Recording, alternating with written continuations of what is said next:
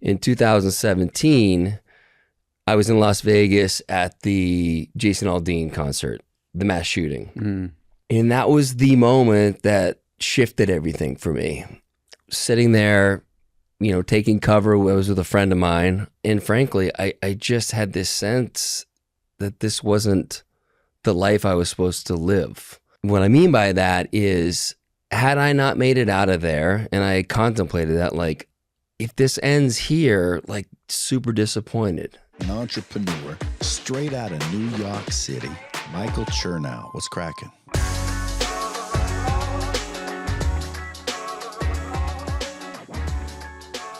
Cal Callahan, you have made a lot of money in your life, and you spent years, decades of your life making money, and something shifted for you.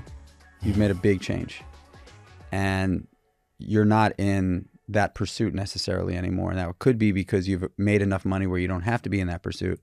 But I just want to ask you, what is the difference for you in your life now where money is not the North Star necessarily, and you've taken a path of different?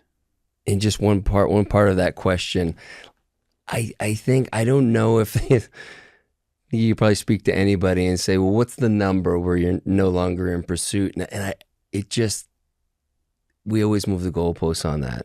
It's $1 million, it's 10 million, it's whatever. It's more of like, can something shift in that relationship to that measure of success? So if someone does, I think if someone tells you there's a number, if I make 100 million, like, I'm kind of done, that's bullshit. And they could be in integrity with feeling that way, but that's not the conversation. The conversation is like, what are you kind of in service to? Like, what are the things that are driving you? So for me specifically, in 2017, I was in Las Vegas at the Jason Aldean concert, the mass shooting. And that was the moment that shifted everything for me. Sitting there, you know, taking cover, I was with a friend of mine. And frankly, I just had this sense that this wasn't the life I was supposed to live. What I mean by that is, had I not made it out of there, and I contemplated that, like, if this ends here, like, super disappointed. And I think just about anybody would look at my life and say, how the fuck can you say that? And I think it was that moment that had to teach me that it's not about the material pursuit. I had been driven by that for so long, and it, in a lot of ways, served me really well. It was just never enough. It may have seemed like it. I was pretty at ease with the finances and was super grateful for the financial abundance and didn't feel entitled to it at all. But I just realized that I had been playing this game up until that moment that wasn't why I was on earth. And I don't even mean that like I'm here for this grand thing of, it was more like that's just not it. And so I pivoted, as I would often do, to like the other end of the spectrum. It's like, I don't need that stuff. I'm getting more spiritual now. I'm reading the books. I'm listening to the podcasts. I'm starting to do plant medicine. I'm getting into meditation. I'm kind of doing all these things that kind of feeding that spiritual thirst. And I realized that that's not it either, you know? And so there was like this overcorrection, which again, I think for me, I need to experience things on the extreme to find out, you know, where that boundary is, and then bring it back into something that feels sustainable, because that pursuit was not sustainable the way I was. I was so deep in this inquiry that I had shut off my wife and my kids because I was trying to get to the bottom of why I'm here. It's a noble pursuit, but that's kind of not how, I guess for me, it's meant to be done. It's go there, find out, like, not everybody's on board with this because you're not that great to be around right now, and figure out how do I marry these two things. And I love the idea of, you know, the things that kind of give us our wealth and take care of that side as our kind of our resume virtues. I don't know if we've talked about this before, but the things that I think we really want to be known for are our eulogy virtues. Those are the ones where, right, at our funeral, someone's going to get up and they're going to talk about how great of a trader I was. I hope it's how I showed up for people and how I served and how I loved and hopefully I showed grace for people and for myself, which has been a struggle. But I think in the context of resume virtues and eulogy virtues is like, how do I walk with both of these things? Because they're both important, but I think we get sold this idea, or at least I felt like I was sold this idea that these resume virtues, like that's where it's at. That's where you get fulfillment. Like that's going to do it for you. And I think that's why we get to that number and it's like, it felt great to hit that goal, but now what? Like, I don't, I'm not the first guy to say it. I won't be the last. It's just not it. Okay. So I'm going to ask you to close your eyes and I'm going to ask you to say what your eulogy is.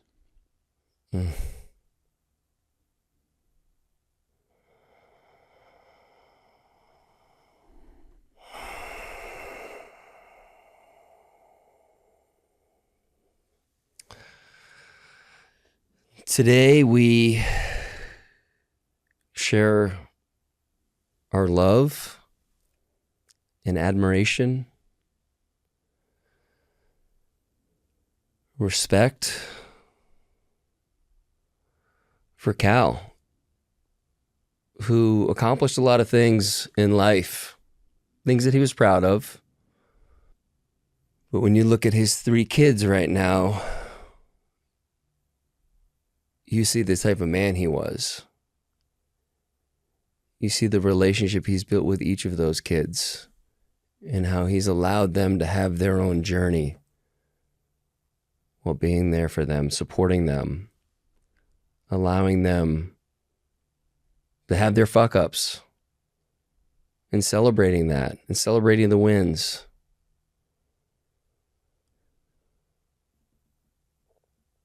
And his wife, Peyton.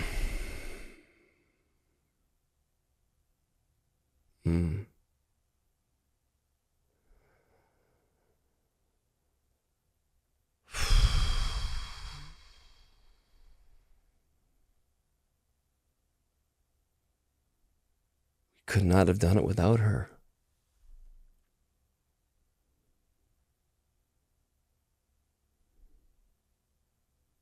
She taught him grace. She taught him unconditional love.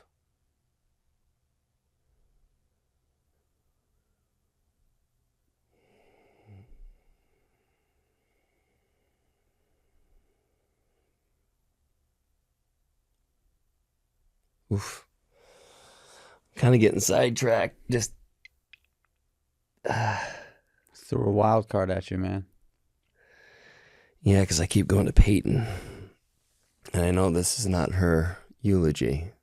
So I think what I'm hearing is we talked about this resume virtue, and then we went all the way to the other side of the spectrum where you didn't find fulfillment necessarily here. It's fun, you're proud of it, it brought you joy in many ways, experience, somewhat comfort in the world of financial abundance.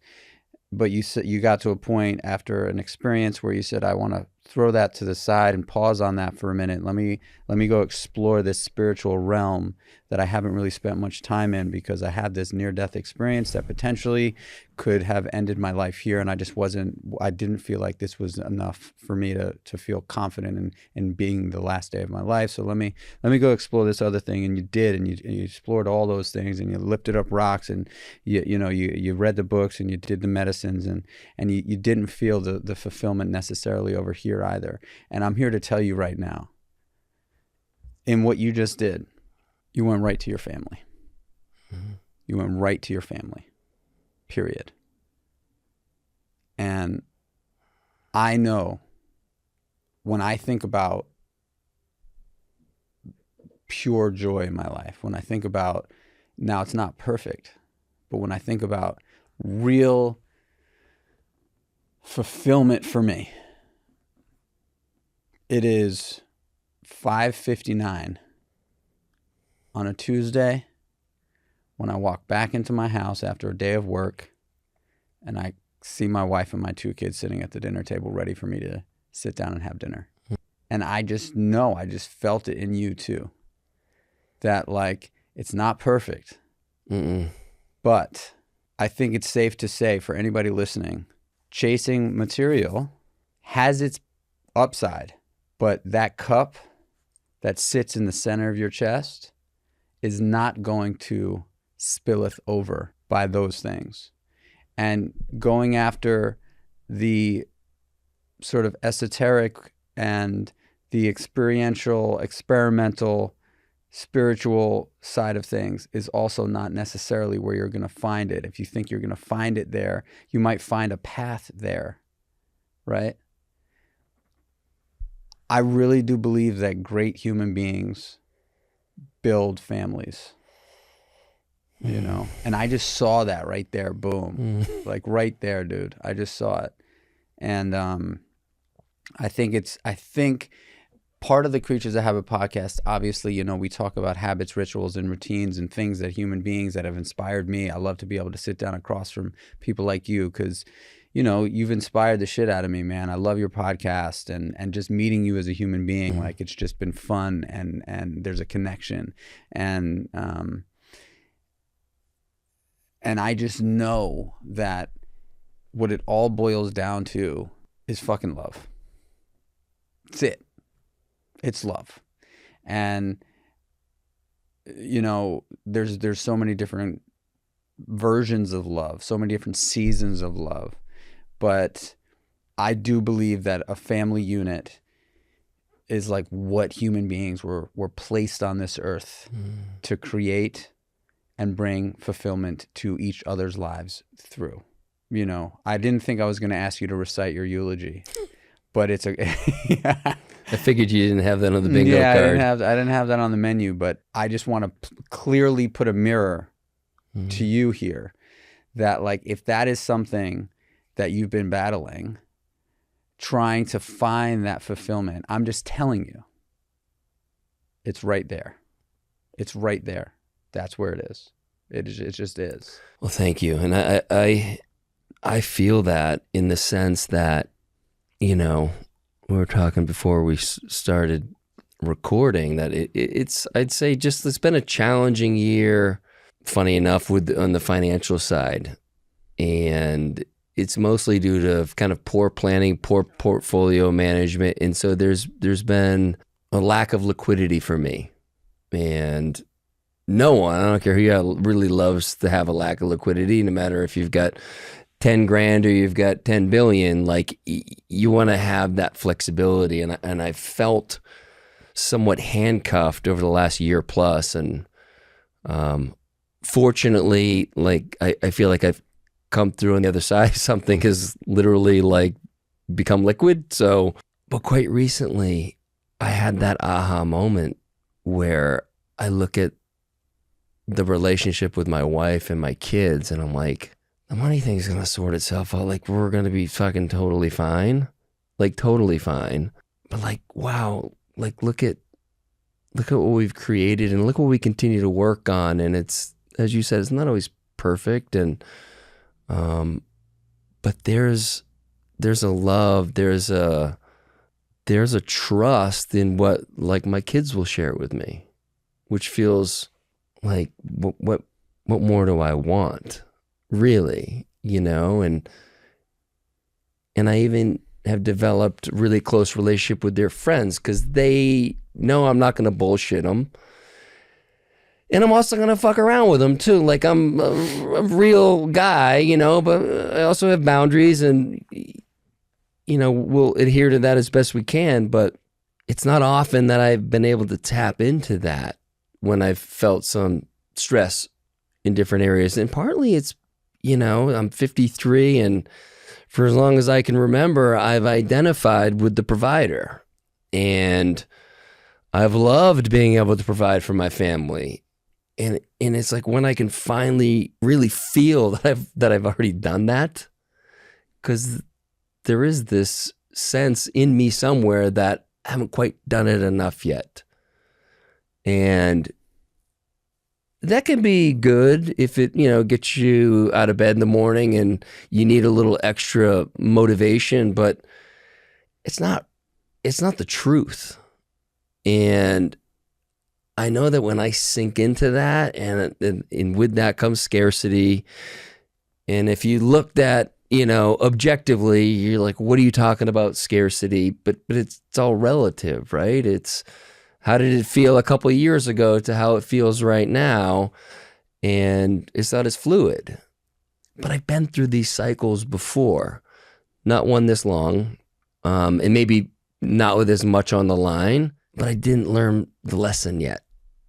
And so I feel like this time, now it's up to me to really learn the lesson, but I feel like this time the universe was like, we can unlock this thing for you after 6 months, but you're not getting it, and so just around the corner, I'm like, well, if I could just do that, then that'll free me up and I can like breathe for a year and then work on a few other things. And it's just not the way it went.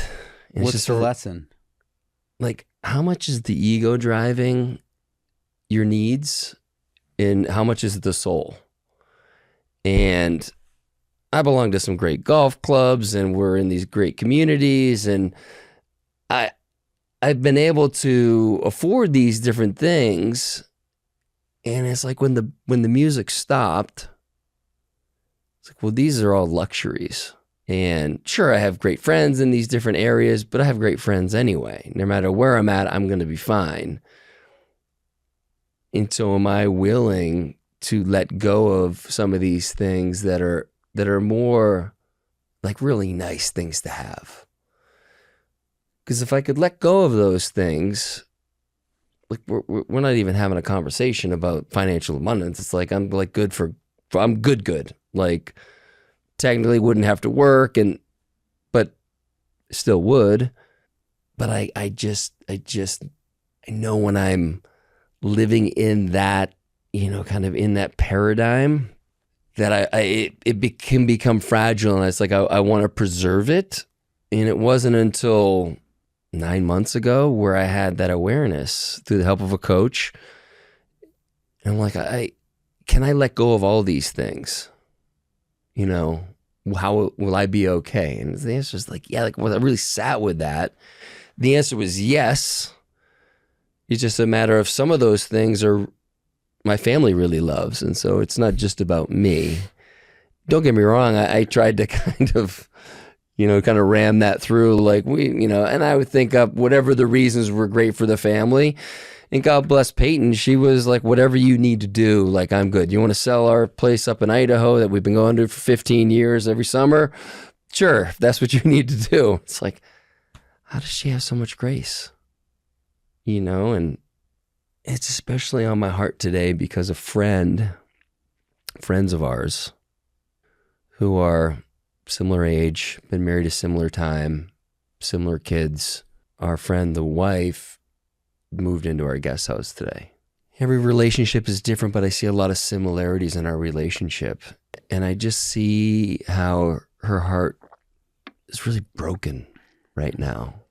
And I just kind of put the hat on of, is there a scenario where Peyton would go through that same thing? Where I would be going through life unconsciously and, enough's enough for her. For all the great things I've done, there's like, I can get in my own world and I can be shut off and I can think I'm doing it for the right reasons.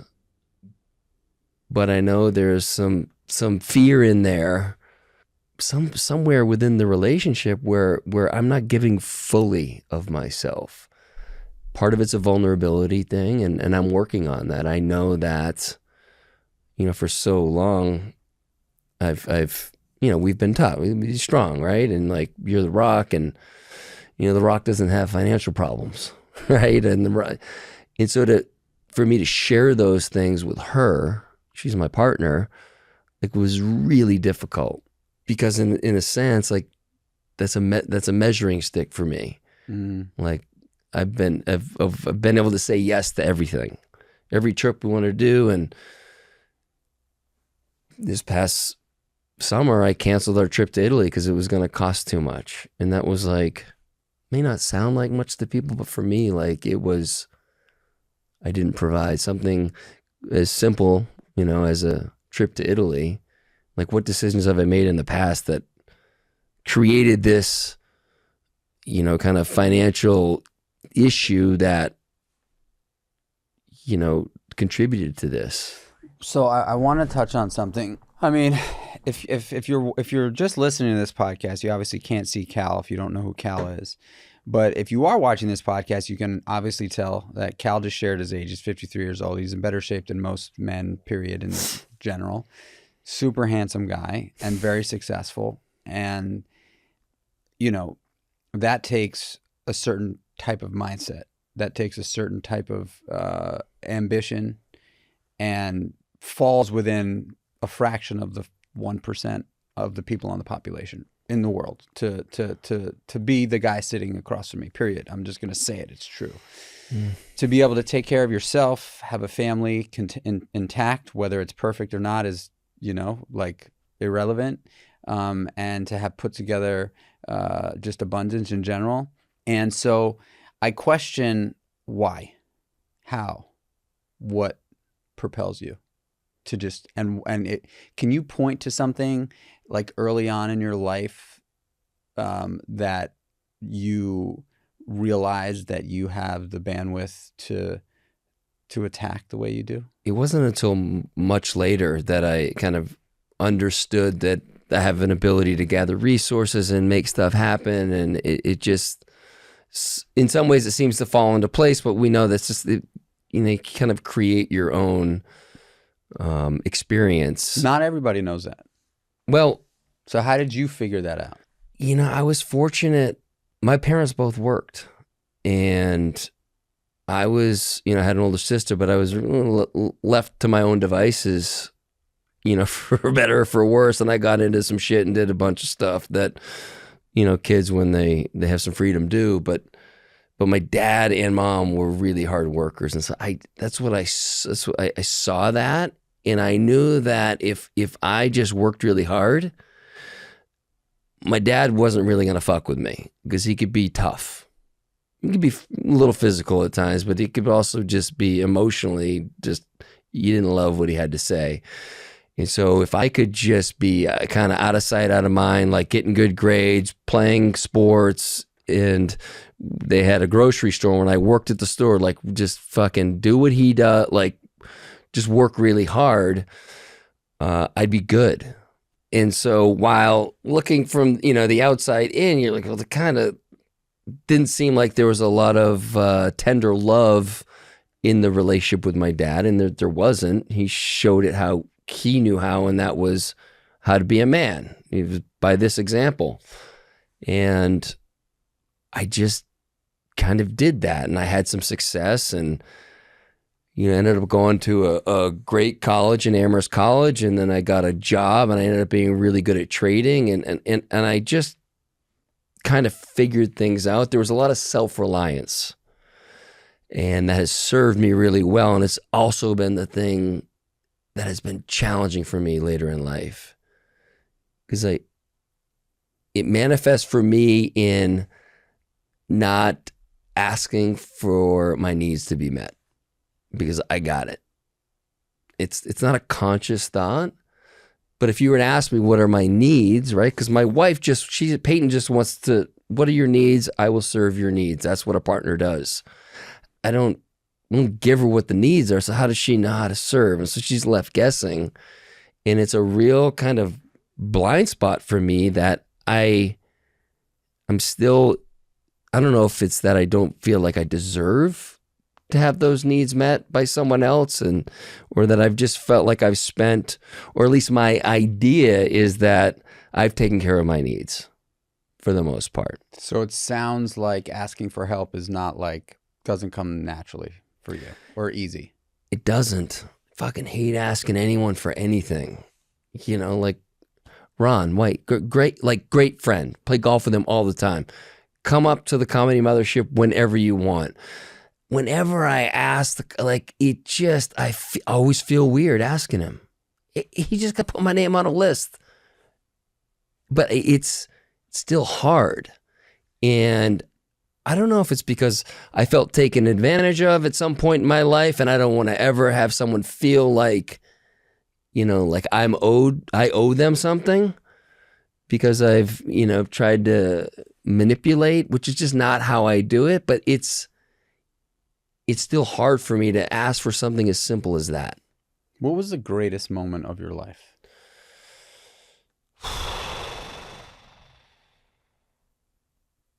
Jeez.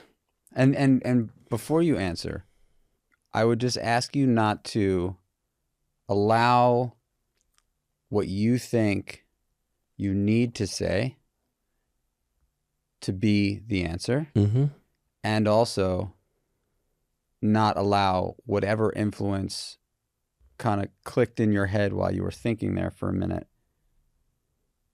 has to say, but really what the true greatest moment of your life was.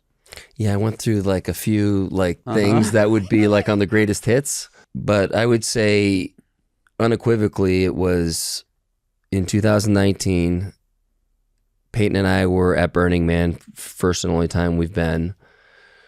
We were maybe 2 days into the experience. We're in our tent, which is really roughing it there.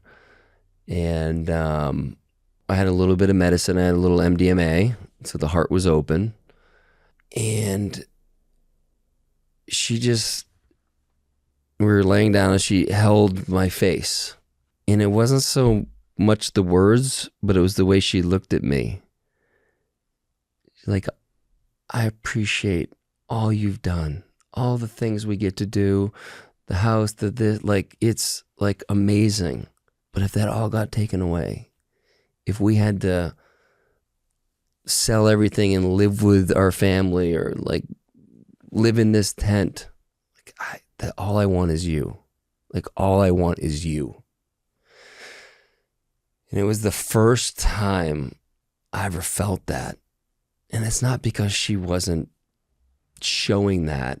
It was just, I was so locked into this is how I show up, the provider. And she just acknowledged like how grateful she was for that. And so it was almost like that allowed me to relax and to really receive what the message was. And it's something that I go back to that arguably, you know, I guess me being able to feel that on a daily basis is my North Star. Like how do I get in touch with that idea that all she wants is me? And I'm sure there's a lot of stuff that happened throughout my life that would confirm that. Why would she want you, dude? You know, you're a fraud, you're a this, you're a that. Where that's not the truth of the situation. Like she really just wants my heart. She wants my heart. You know, I'm so happy that you said that. My wife and I, we've been together for 20 years. In April will be 20 years that we're together. It's a long ass time, Yeah. right? And we just went through a 2 to 3 day thing that was really uncomfortable for the both of us. And, you know, I questioned her like true love for me in those days, in a couple of days, right? Because I had shared something on social media. I shared how much I love her and I wrote all these nice things about her. And she was uncomfortable by that. She shared it with me that night. She said, you know, that made me really uncomfortable. It made me feel like you were faking it. B, it made me feel like it was like we had just met and like you're like giddy in love with me, and that was kind of a turnoff. And we have a commitment to each other that we're just brutally honest with each other, full communication, whatever comes up, like we don't care. I mean, it's not that we don't care. We care about how each other feel based on the message conveyed. But if we don't say it, we're doing a disservice to the success of our relationship. And that's been our success, right? This communication piece. And so she said, I recoiled from it. I recoiled from reading that. Whereas I'm thinking any woman would want her husband to write something beautiful about them like that. In her case, she felt like it was a turnoff to her. And it made me question, do I love my wife more than she loves me? And so we got into this thing. And, you know, I tried my best not to go to bed upset or angry or in fear of that. But, you know, it was one of the few times in our relationship that I did, right? The next day I said to her, you know, yeah, I got to just be honest with you. Like, are you with me because we're comfortable financially? Like, is that? And she looked at me with like death eyes and said, I met you when you were a bartender. You were a bartender for the first 5 years of our relationship. You would think that this was about money? Are you fucking kidding me?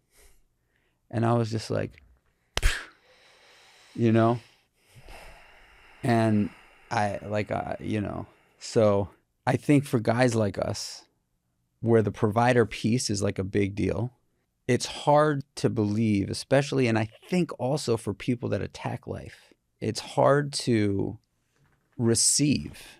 It's hard to receive in general. Right? Like in 2024, I made a commitment to myself that when I got a compliment from someone, instead of being like, oh, come on, I was going to say thank you. And I think I shared that on your podcast. Yeah. And I got good at doing that.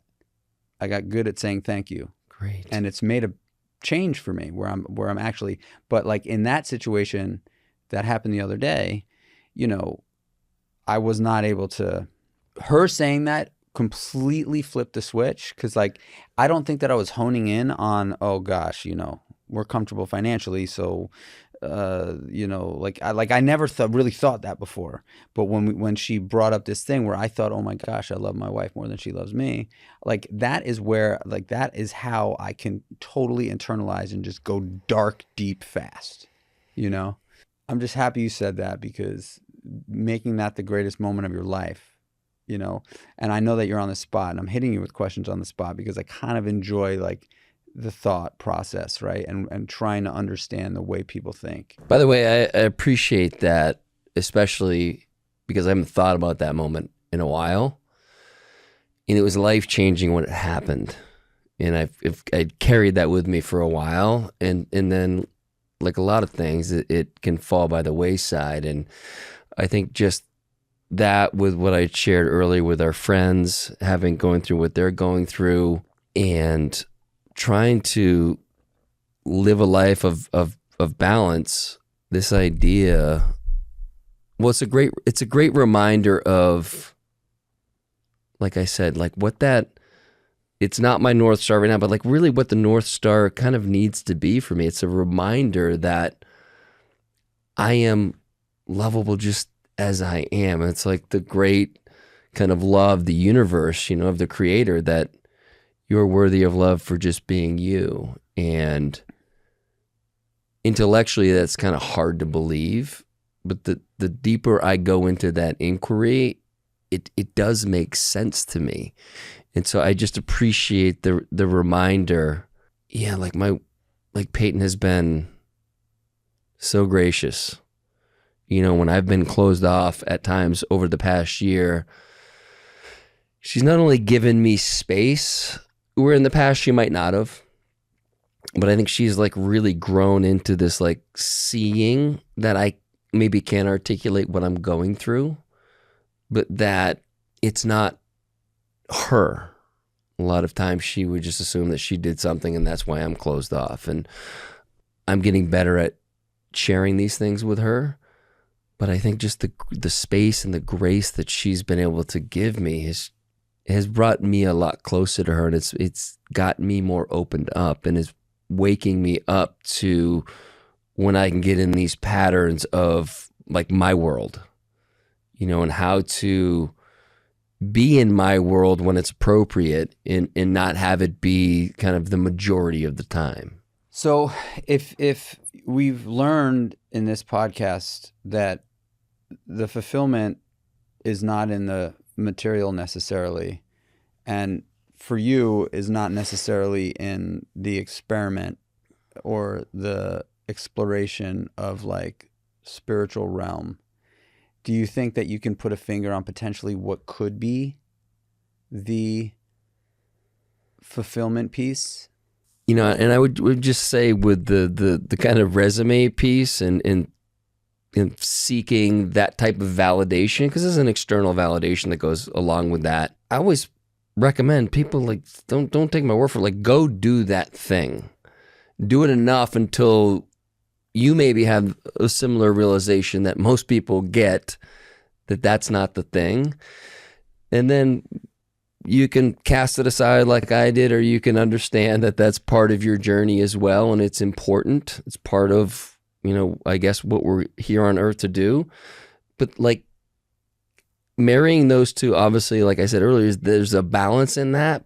But I think fulfillment for me comes in self-love. How you feel about yourself? I'm just not there yet.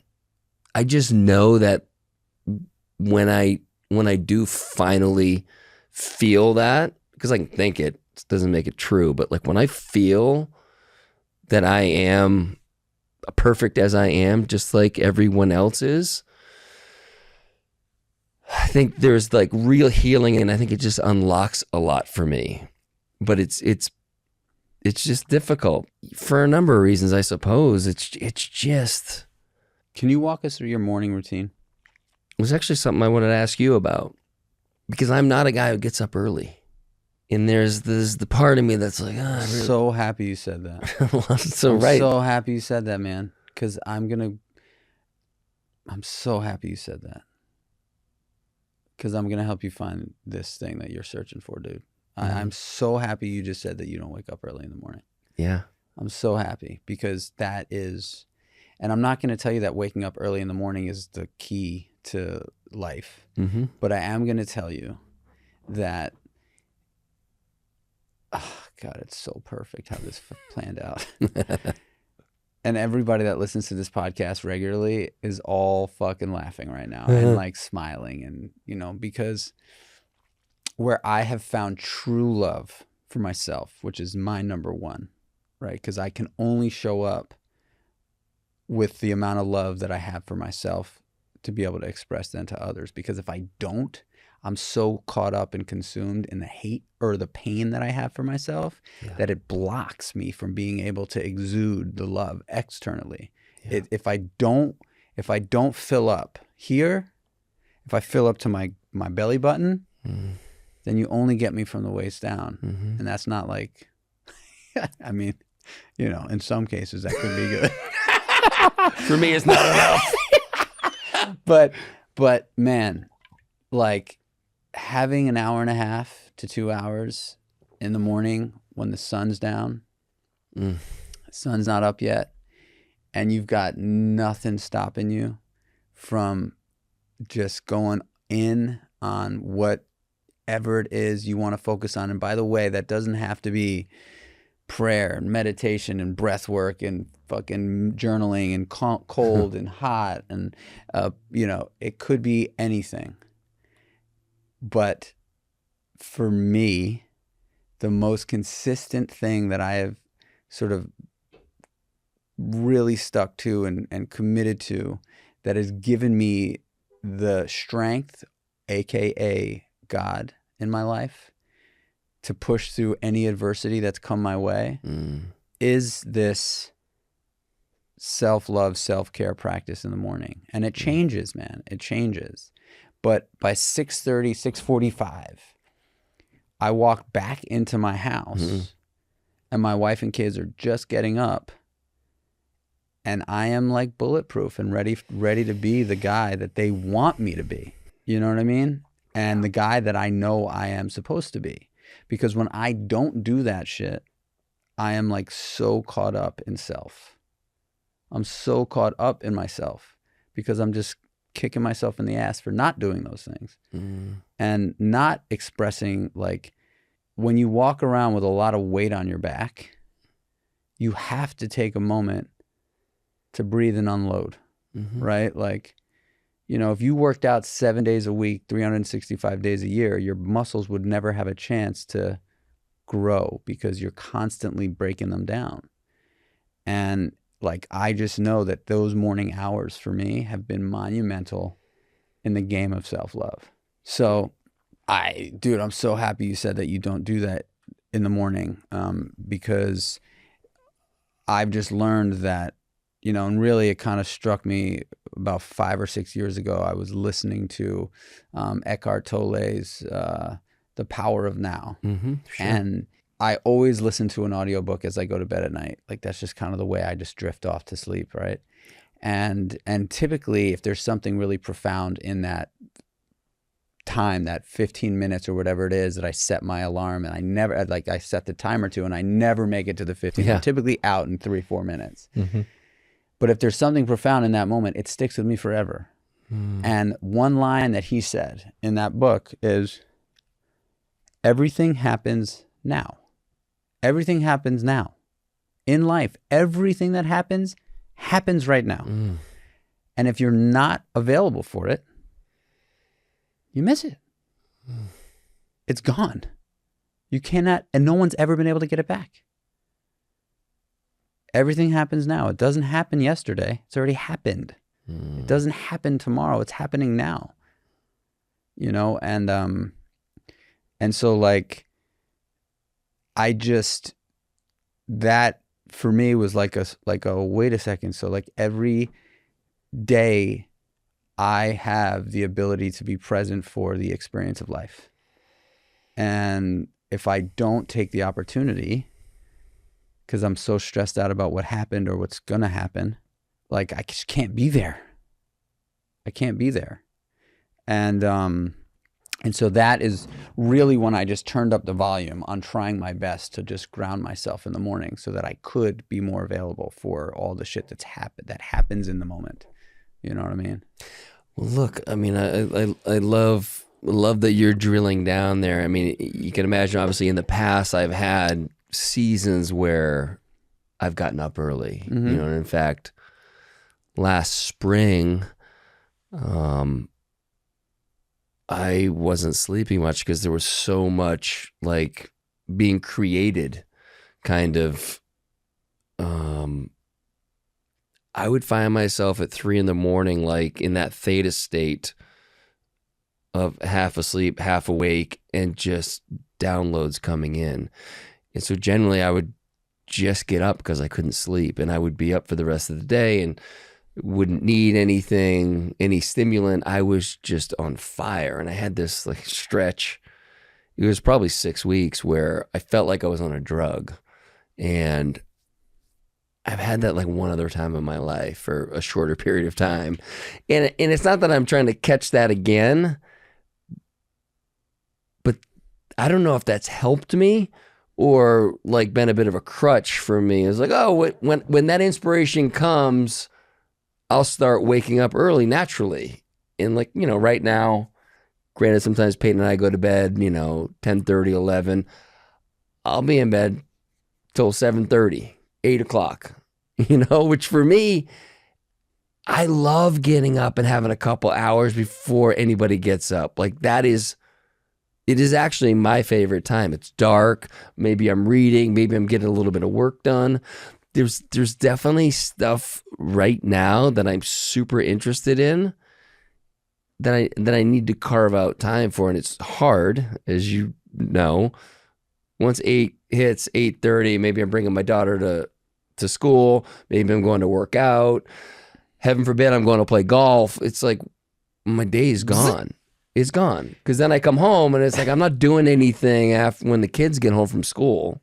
You know, I think like finishing with this, 95% of life, from my experience, we don't have control over, because it's rare, unless you are a recluse or a or what do they call the people that just like move into the woods in a house by themselves and just live alone? Hermit. Yeah.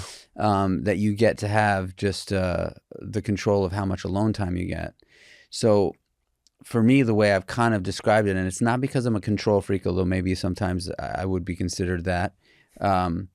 For me, that those hours in the morning are uninterrupted, no disruptions, no distractions, time where I have control, where I have actual control.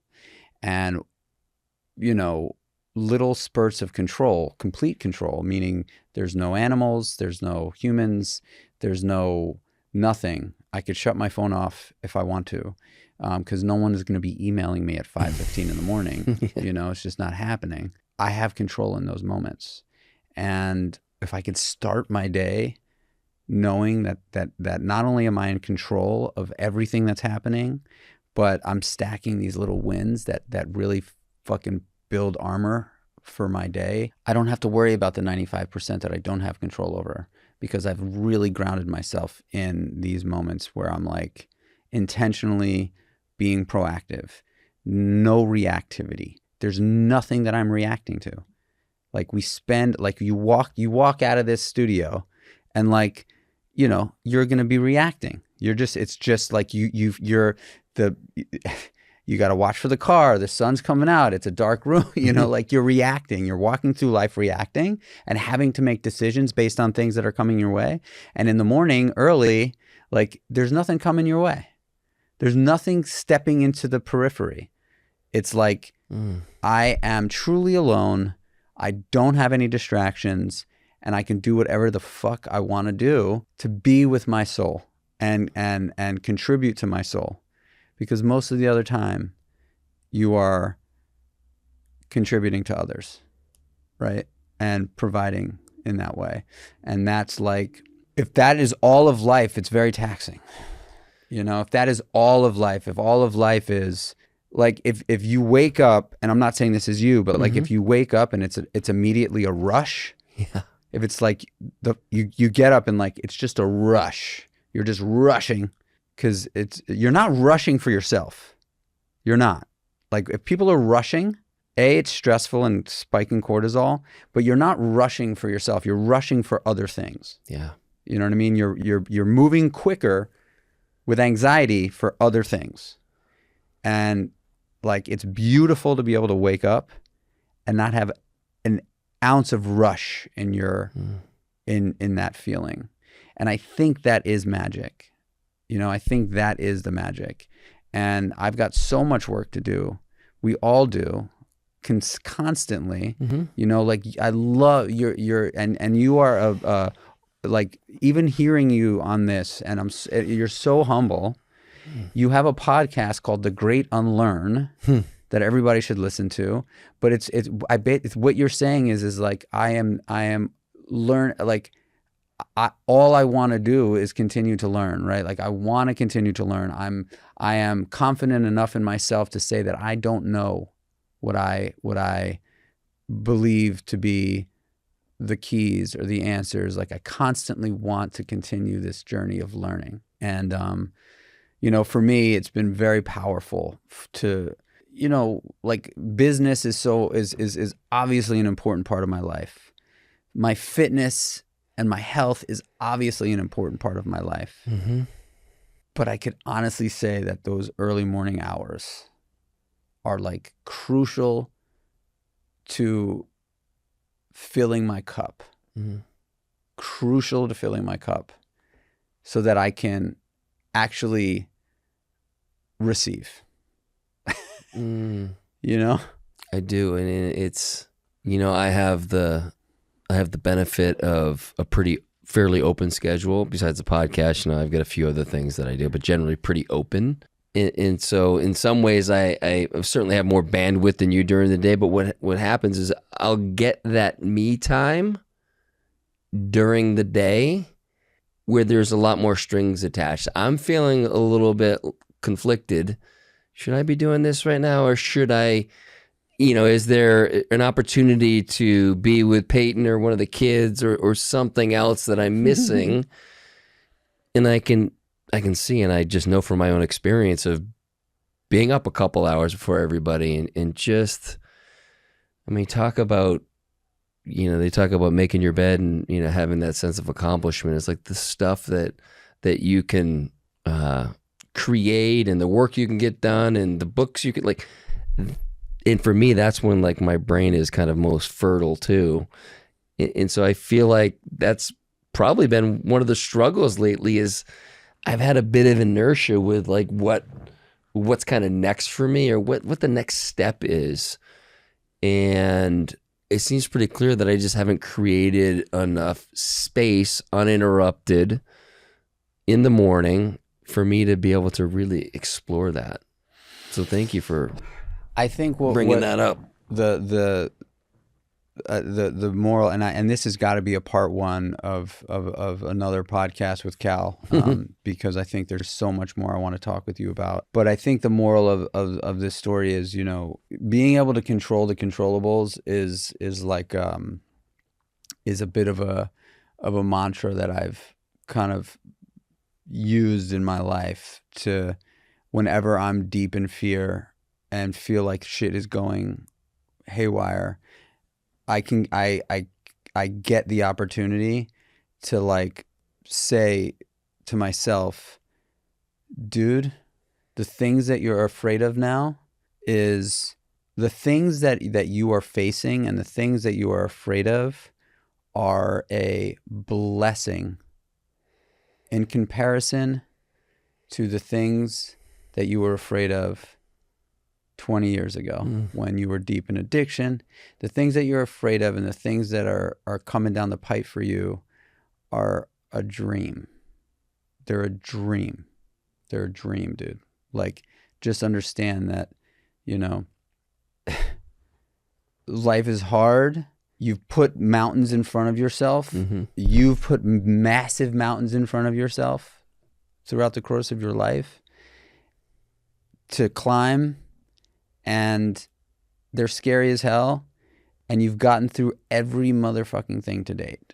And I get to kind of reflect on that stuff in the morning. So anybody who's listening to the podcast right now, the idea is like, if you're looking for the next chapter to unlock or the next door to open, and you haven't really explored, I don't know anybody who wakes up early in the morning and has like a protocol, has like a routine that they stick to that says, fuck, I wish I didn't do that.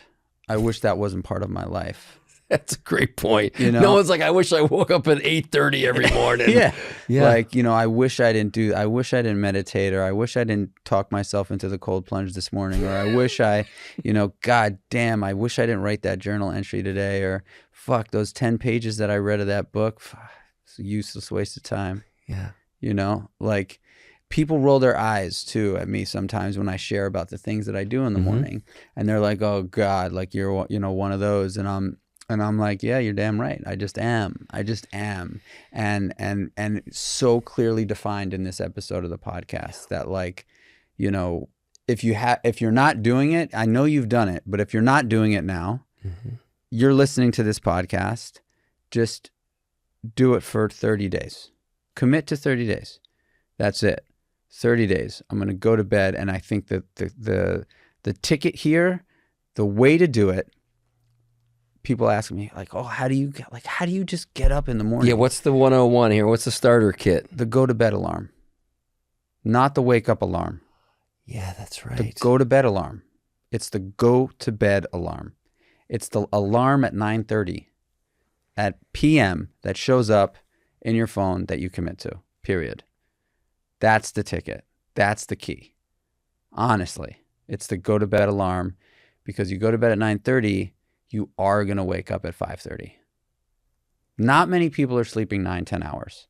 Not many people, unless you're drunk, unless you're drinking, or have some sort of a sleeping pill or some kind of thing.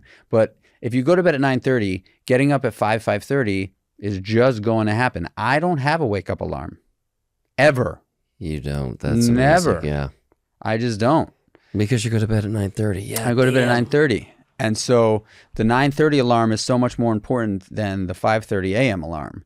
And so once the 9:30 alarm hits, I look at it and I'm like, fuck.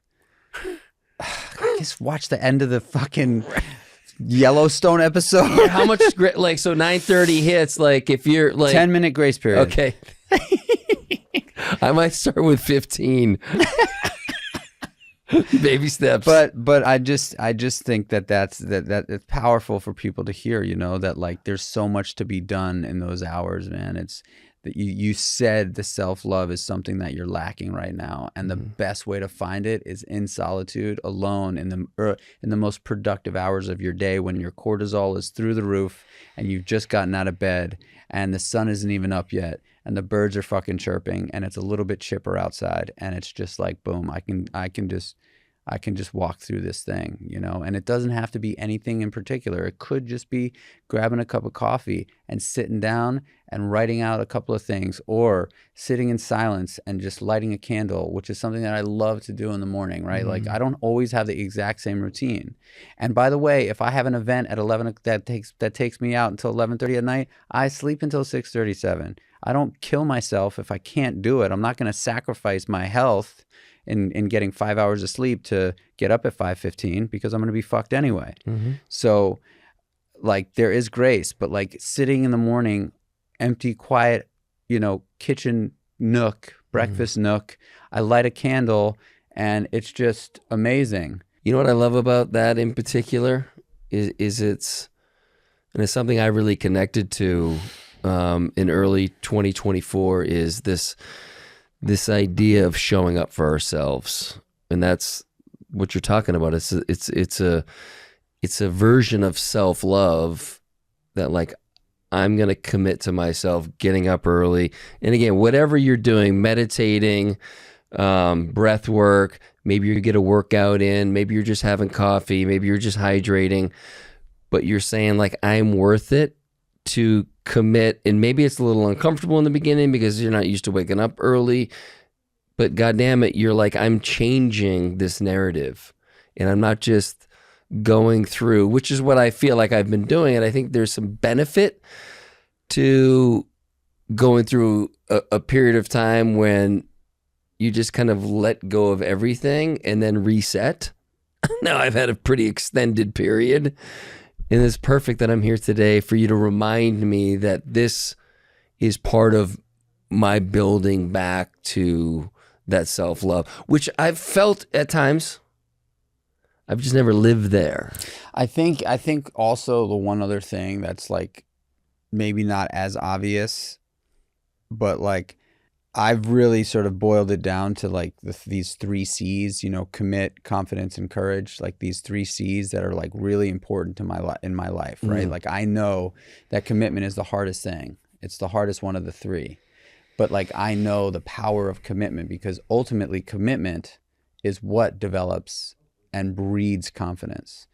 And when you're committing to things that are purely for self-growth, self-development, with no one else involved, purely commitment to self, like you said, right? I'm going to show up for myself in the morning, right? That confidence is unlike any other confidence you can get, because no one else is there to help you, right? And so like that morning commitment to the self, and then the confidence that you get is, you know, people ask you like self-confidence, like the best way to develop self-confidence is committing to self, right? Like you can commit to the job, you can commit to your wife, you can commit to being a great dad. That's great. You're going to get father confidence, you're going to get husband confidence, you're going to get business confidence. But self-confidence is like the most important one. So how do you get self-confidence? You commit to self. You know what I mean? Like that is, and then once you get self-confidence, courage all fucking day, man. Yeah. Take the swings. Yeah. Like the swings, you know, are like available, right? And like I think, like I met you, like I met Lance, right? Like I think the one thing that has sort of been the linchpin for meeting people and people seeing something in me is this thing that like I have committed to myself more than anybody else. I just have. Yeah. You know, because I know that with self-confidence, I could provide so much more. Right? Yeah. Like you think about that. When you are confident in self, the ability to provide for a wife and for kids and for business and like all those things, it will just free flow. If there's not a lot of self-confidence, and I'm not talking to you, I'm talking to the people listening to the podcast. Yeah, if there's talk to me too, though. I'm listening. But I'm just saying, if the self-confidence piece, because it's not that you're not an amazing person, it's that you just haven't spent enough time committing to the self. Yeah, you don't have the reps in. It's the reps. Yeah. It's the reps. Where you know when it's game time that you've done this a million times, and so you're just playing as you know. I don't want to speak for Lance here, but as I was sharing with you, and I love that you brought that up, because I think that's what we saw in you. That's what I saw in you is this extreme self-confidence that is super grounded, not arrogant, not cocky. It's just you could tell you've done the work. And if you haven't, you'll figure out a way to get, like, there's no bullshitting. What you see is what you get, and what you get is a hard charger who checks all the boxes, crosses the T's, like you're dependable. Like, I just know I have so much trust in you. You know, now I'm obviously speaking from an investing standpoint. And as I had said, I don't know if this was before we started recording or not, but dude, like, you're one of those guys that I'm just betting on, you know? So part of the investment in Creatures of Habit was, selfishly, I'm like, I want to be in relationship with you, you know, for all the ways now, because I know you, right? Like, I love you as a brother, and I love supporting in any way that I can you as an entrepreneur. It's like, this guy's got some magic. And that's what Lance is. You got to meet this guy. He's fucking like, dude, he got me excited about oatmeal. Enough said. It's like, yeah, he doesn't get excited about much. He gets excited about oatmeal. So I see where that all ties in, and I know that is, I mean, it just makes perfect sense, where I felt a little, I don't know if it's tension or just not, I felt stagnant. And I think it's because I have been out of practice. I haven't put the reps in.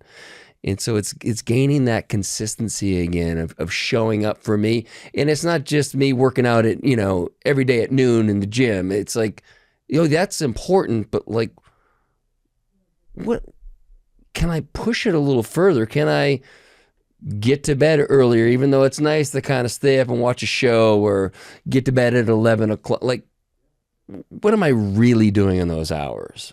You know, would I be better served shifting those to the morning? At first glance, absolutely. I've had that experience, and I know how beneficial it was to me. And so, fuck, I can't wait for tomorrow morning, brother. Are you going to commit? You going to commit? Absolutely. 30 days. Yes. 30 days. Yep. Say it out loud. I'm going to commit for 30 days. Done. Ladies and gents, there is another episode of the Creatures of Habit Podcast. I am so fired up after that podcast, because what Cal has basically come here to share is that, you know, no matter how successful you are, and this man is successful in every aspect of life. I mean, just, you know, look at what he's done, and you can Google him. You know, the guy is really just an iconic human being, and also happens to be just like one of the best dudes ever. There's so much more that we can do and learn and be open to, and like, you know, I never thought really that like we could be on a podcast, and then I can, you know, Cal can leave with something that I've potentially taught him. If you're in a bad spot, or if you are in a stagnant spot, or if you are trying to sort of uncover more or unearth more, I would just encourage you to like think about controlling the controllables. Because like I said, 95% of life is really out of our control. The minute anything an animal, a human, a dog, a fucking cat, whatever, steps into the periphery of your life, meaning every single morning you wake up, it's a new opportunity to win. But once other people are involved, it's a lot harder to win because now you have to win with them. And you don't know what they're thinking. You have no control over what they're thinking. You have no control over what they're doing. You have no control, right? Like it's difficult to win, and we're wired to want to win. And I'm not talking about win the race or be the best. I'm talking about just little win, little pop of, I did that. I said I was going to do it. I did it. So those are best. Those little wins are best done early in the morning before everybody else wakes up. And, time is the one thing you certainly cannot buy. No one's been able to do it. It's the only thing on the planet really that you can't come even close to buying. Mm-hmm. So you got to earn it. And that means sacrifice. And I've kind of unlocked that. I win an hour and a half every single morning because I sacrifice it. And an hour and a half every morning is almost 10 hours a week, which is like 17 days straight of productive time on self-care, self-love. So if you're not doing that, give it a shot. Give it a shot. Creatures of Habit Podcast, we talk about habits, rituals, and routines, and we tell stories about looking to be just a little bit better if we can. If you did 1% better, you do 365% better over the course of a year. Fucking imagine that. 1% better every day, just one. That's all you got to do. I kind of talk to my team at Creatures of Habit, the company, hey guys, let's just set a goal, 1% better every day. If we can do that, oh my God, do you know how fucking big the company would be in 5 years? Just think about that now. It's not easy to do, but if you think about it, and if that's the goal, 1% better every day. If you do, you do 5% better on one day and then boom, 10% down, you just try to chip away just a little bit more, a little bit more. It just applies to life. I love you guys. I appreciate you guys. Do me a solid. Share this podcast with your friends. Share it with your family. Share it with a foe. Bury the hatchet on this thing. Pass this to somebody who you think might appreciate it, might get something from it, because I know I certainly did, and I'm sure you did. I would love if you would give me a 5-star rating. Give the podcast a rating. It really helps us grow the podcast, and if you're feeling super generous and you want to write a review, that would be dope. But regardless, I love you and I appreciate you, and I can't thank you enough for tuning into the podcast, being a subscriber. And until the next one, y'all, peace.